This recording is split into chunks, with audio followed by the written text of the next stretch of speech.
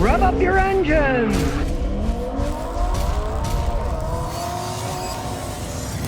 Sheep402 says, my engine ran overfilled with engine oil for more than 1 year. What should I do? If it was 1 quart, it might not have hurt anything. But if it was way too much, you would have noticed if a mechanical thing would go. If you fill it up like 3-4 quarts too much, there's no room for compression, and you'll actually bend the piston rods. The inside of the engine will bang, it'll be clanging, it'll be running like crap. So, let's say it runs fine now. Well, it didn't damage mechanical parts. What it could have done, though, is blow the oil seals, the front main seal, the rear main seal, and the cam seals, and the crank seal. They could all be leaking oil. Check to see if it's leaking oil. If it's not leaking oil, it didn't do any damage at all. But you do want to keep it at the top line on a level surface when the engine's cold. That's how you check the oil. Make sure it's level surface. I mean, my father one time said, oh, my Toyota's burning oil. I can't even see it on a dipstick. I go, he's measuring on a hill. I said, put it flat. Look, it's full. It didn't use any oil. So you got to do it flat when it's cold, because when it's hot, it expands and it goes higher. ALDS says, I found out my 09 Honda Civic I bought had been filled with 10 weight 30 instead of 5 weight 20. Should I switch it immediately?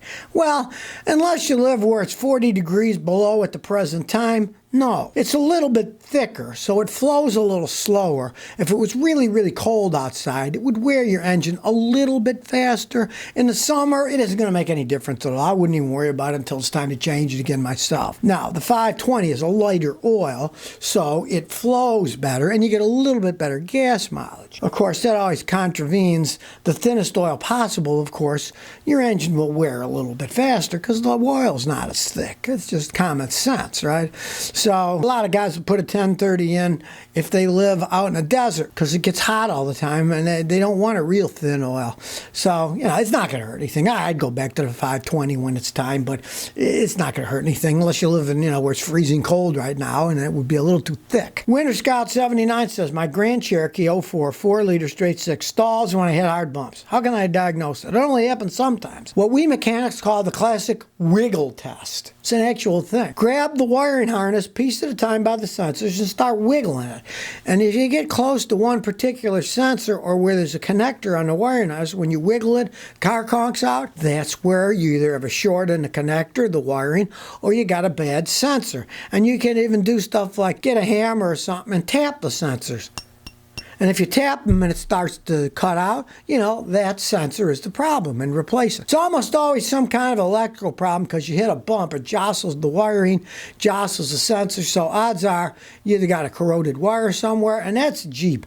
They're notorious for where the wiring loom goes from the engine into the car at the firewall there. There's a big connector. They often get corroded. Take it apart. You see green corrosion, clean it all off, put it back together again. Connectors often go bad on those Jeeps. Jim says, I got a 97 BMW Z3. I put a new clutch and now it idles at 2,000 RPM. No vacuum leaks. Could it be a defective clutch? I kind of doubt it, because if anything, a new clutch is going to run smoother. It's not going to run faster. You're not going to have any problems at all with it. On that BMW, you change the clutch, your sensor, the crank sensor, it measures the flywheel going around. Somebody might have screwed that out when they pulled the transmission. Something's been damaged at work. I doubt it's the clutch itself, but look all around that working area. They're tight on BMWs. You could see the piece of wire maybe came off, or sensor got bent. Something happened when they did that work. Now, you say there's no vacuum leak, so it's not a vacuum leak, but there's all kinds of sensors and wiring there that could have got pinched. I've seen it where guys aren't too careful, and there's all that crap that's on a BMW, and instead of taking it all out, moving out of the way, they just kind of pull something out of the way.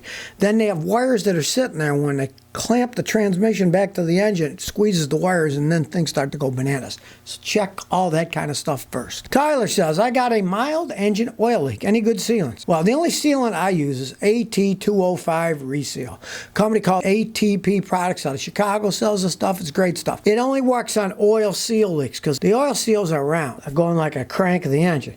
The crankshaft spins around. On the inside of them, there's a spring. The spring holds the seal on. And so when you get something like AT205, that can rejuvenate the seal. And the spring, since the spring is on there, it holds it tight and the rejuvenated seal works. Now, if you have a gasket leak, forget it. Nothing fixes oil gasket leaks other than taking the engine apart, putting a new gasket in, and putting it back together. So if it's a seal leak, crankshaft, camshaft, whatever, try AT205 Reseal. It often works. It's great stuff. DC Power says, are the German transmissions Ram pickup pickups use dependable. They're very good, very dependable. The company itself sells like over 3.5 million transmissions each year because they make good transmissions. I've seen some of the old Dodges. They have a couple 100,000 miles, and they got those Austrian transmissions. They're still shifting like a dream. You just take care of them and change the fluid maybe every 60, 70,000 miles. They generally will last forever if you take care of them. William 98 says, why do my front struts have grease fittings? I got an '08 Dakota. I was looking under the hood and I noticed my struts have grease fittings. Is it safe to put grease in them, or is there special fluid? What you have on your vehicle is not stock, because the stock don't have anything on them. They're just sealed units, right? Now, what you got to figure out is take a picture, send me a picture, or go ask a mechanic. If you have aftermarket ones, those very well might be air ones. And those aren't grease fittings. Those are to put air pressure on to raise them up or down. Now, maybe somebody's got an aftermarket one you can actually grease, but have a mechanic look at it, because in most cases, fittings will be for air fittings to make them go up and down. Somebody probably put an aftermarket one. But I mean, there's some crazy stuff out there. Maybe somebody bought an aftermarket one that has grease fittings. If you send me a picture, I can look at it and tell. But go to any mechanic and say, what are these? And the guy will say, well, that's aftermarket. That's not what it came with. And either you put air in them or you put grease if they do have grease fittings. But I've never seen struts ever myself. They had grease fittings in them. Only air fittings if they've been changed to air. So air pressure goes in. X Silent Snake X says, I have a loss of power and a grinding noise in my Jeep Cherokee XJ 1996. Sounds like it's coming with a transfer and transmission cases. I took it to a mechanic. He serviced my transmission, which was 1.5 quarts low and was leaking. It's not leaking now, but it's making this noise. Help. I know those things. Your transmission is going out, or the transfer case, one or the other, or maybe even both. You lose power and hear grinding noises, the transmission's coming apart inside.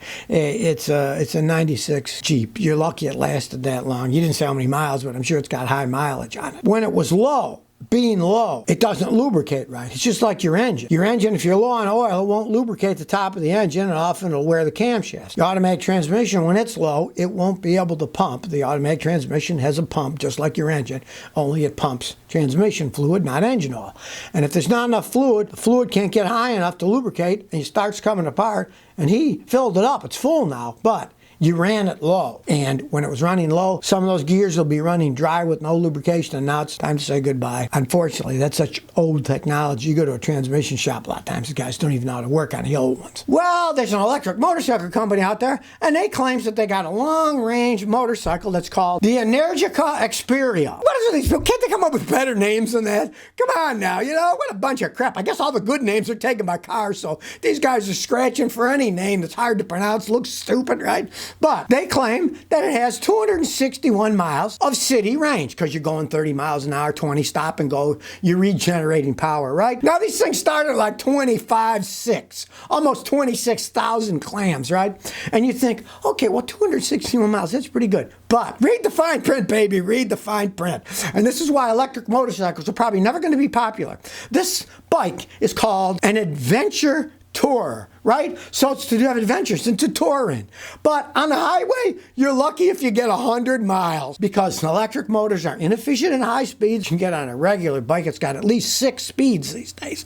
So the engine's spinning, but you keep shifting to a higher gear, so the engine spins not as fast. The faster you go to a higher gear ratio, so the engine spins less for each time the wheel rotates, so they can be efficient. Well, they don't do that with these electric motorcycles. They're generally just an electric hub motor. You're going to pay $26,000 for an adventure tourer that you're lucky you can get 100 miles on a highway. Now, they're saying 100 miles on a highway, and they're probably doing it. They're not going to give you any of this information. They never do. But they're probably basing it on like 55 miles an hour. People on motorcycles like going fast. I guarantee you that if you got on one of those things and say you were going from San Antonio to Mexico, right? The highway there, the speed limit's like 85 miles an hour. If you were doing 85 miles an hour, I bet it wouldn't go 80 miles before it would run out. What kind of a touring bike would that be? But that's what they're selling it as. This is the BS that they're trying to sell us with electric stuff. Electric motorcycles, unless they come with a radical change, will never be popular, especially for an adventure tourer that can't go 100 miles on a highway. That's not what I call a touring motorcycle. But the BS goes on with electric everything, and now they bring, we can go 261 miles, read the fine print, driving 30 miles an hour in stop and go traffic. We'll get substantially less mileage if you drive it on the highway at 55 miles an hour or faster.